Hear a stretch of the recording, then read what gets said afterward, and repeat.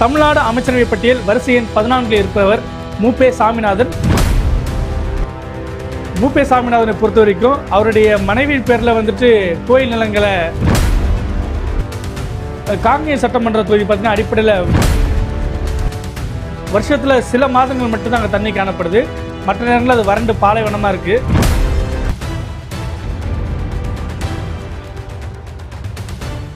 TN tax நேயர்களுக்கு வணக்கம். நான் உங்கள் அரவிந்த்குமார். தமிழ்நாடு முழுவதும் மாவட்ட வாரியாக தேர்தல் கள நிலவரத்தை பார்த்து முடிச்சிருக்கோம். அடுத்தபடியாக அமைச்சருடைய செல்வாக்கு எப்படி, அவர்கள் கொடுத்த வாக்குறுதிகளை நிறைவேற்றினார்களா, மக்கள் அவர்களை பற்றிய மதிப்பீடுகளை எவ்வாறு வைத்திருக்கிறார்கள், இது போன்ற ஒரு வீடியோ பதிவுகளை வெல்வார்களா அமைச்சர்கள் அப்படின்ற தலைப்பில் 4 பாகங்களாக பார்த்துட்டு வந்திருக்கோம். இது 5வது பாகம். இதில் இன்று நாம் பார்க்க இருப்பது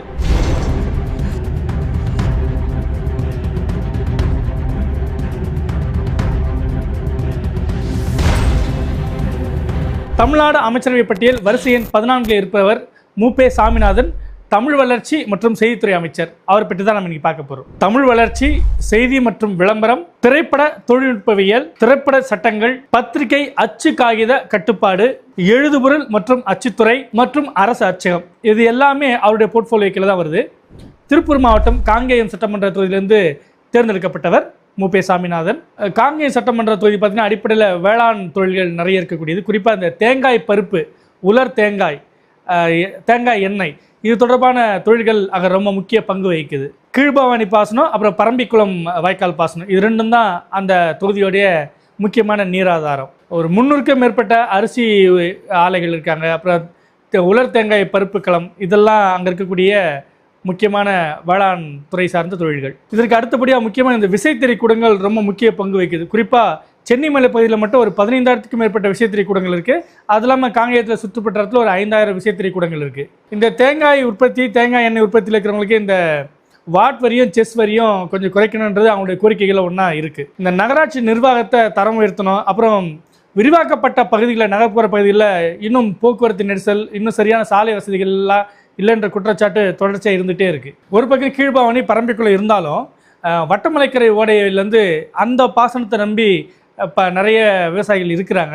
ஆனால் பார்த்திங்கன்னா அந்த வருஷத்தில் சில மாதங்கள் மட்டும்தான் அங்கே தண்ணி காணப்படுது.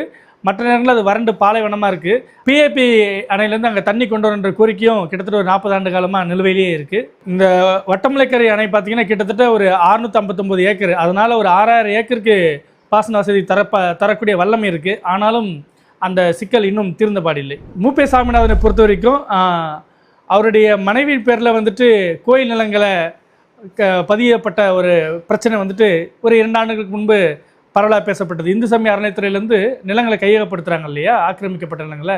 அது மாதிரி பார்க்கும்போது அவங்க மனைவி உமாதேவி பேரில் வந்துட்டு கொஞ்சம் நிலங்கள்லாம் பத்திரப்பதிவு செய்யப்பட்டது அப்படின்ற மாதிரி சிக்கல் இருந்தது. அதே போல் அவருடைய உதவியாளர்கள் செல்லமுத்து உள்ளிட்ட நிறைய பேர் வந்துட்டு முக்கியமான ஒப்பந்தங்களுக்கு இடையூறாக இருக்காங்கன்ற ஒரு குற்றச்சாட்டும் எழுந்தது.